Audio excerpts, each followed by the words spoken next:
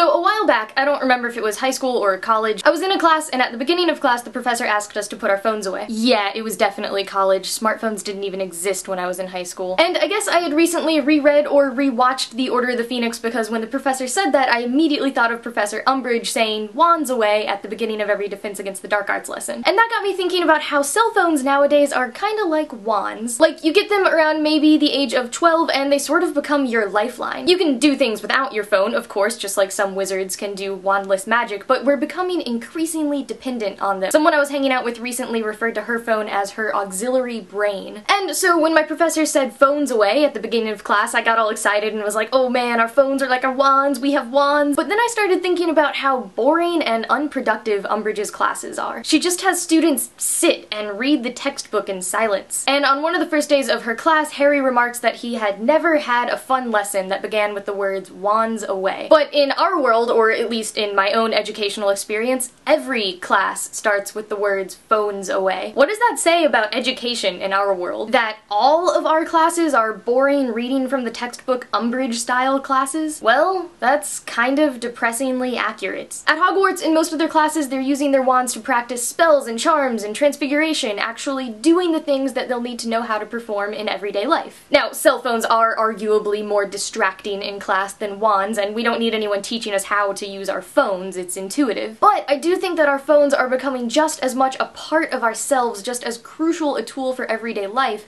as wands are for wizards. And to disregard that, to be able to disregard that, only shows how static the structure and curriculum of traditional education is. I read a Time magazine article years and years ago, so unfortunately I won't be able to find a link to it, but it said something to the effect of, if Rip Van Winkle were to wake up in today's world, he'd be filled with fear and confusion at the sight of all of our technology and habits. But if he were to walk into a classroom, he'd see lines of desks facing a chalkboard, and he'd feel right at home, because that's how little education has changed since the 18th century. Now, sure, education has evolved some, and there is amazing progress being made in all different spheres and all different directions, but the fact remains that it's still not a common idea to incorporate technology, especially something like personal phones, into everyday education. And not only is education unchanging, but it makes you think about the typical curriculum at schools. Even though I know some schools have found ways to incorporate smartphones and social media, I actually can't really think of a place in the traditional curriculum where it would be relevant to incorporate the use of phones. Yet, phones have become necessities in everyday life. Do you feel the dissonance there? I mean, I love learning and intellectual pursuits as much as I think most of you watching this do. I'm actually really glad that I got to read Hamlet and learn about derivatives, but how much of that have I actually used since being out of school? None of it. You know what I have needed to know since being out of school? How to find a place to live. What is a broker? How do loans work? What exactly is a credit score? What are my options if I get a speeding ticket? How do I register to vote? And what on earth does anything on a tax form actually mean? I mean, fishing boat proceeds? Come on! And the list goes on and on. Beyond just the idea that smartphones are fun and it would be cool to use them in class, the fact that they're not relevant to the curriculum represents a much larger problem that we're not teaching kids what they need to know for day-to-day life,